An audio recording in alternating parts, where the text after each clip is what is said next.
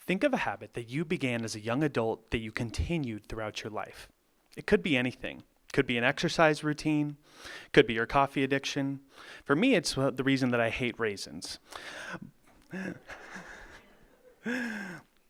But what was known is that these years were critical for establishing lifelong habits throughout your life. 2.8 million people die each year as a result of obesity.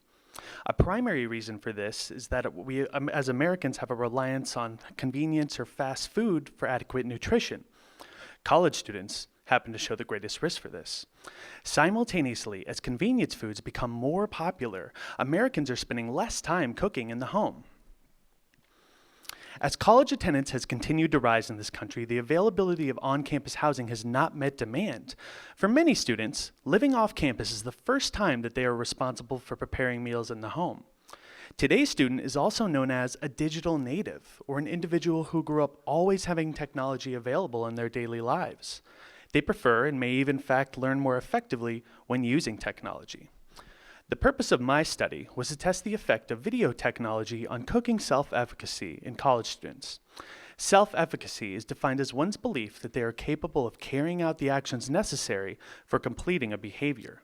This ties into behavior change by altering someone's perception of a task that is associated with their goals. A sample of students was surveyed and assessed for self-efficacy for cooking in the home. The sample was separated into two groups. One group received a weekly recipe card via email for 5 weeks. The second group received an identical recipe card, but also received a corresponding 4 to 5 minute cooking video filmed by myself in the first person point of view. The participants were surveyed weekly after receiving their resource and post-study for changes in cooking self-efficacy and cooking frequency. Results of the study found that both groups showed statistically significant improvements in cooking self-efficacy, but that there were no differences between the video and the recipe card groups. Additionally, there were no improvements upon cooking frequency by participants as a result of the study. While the participants reported high self-efficacy for preparing the recipes, qualitative data deduced that time was a much more significant barrier than self-efficacy when weighed on the value of barriers to benefits.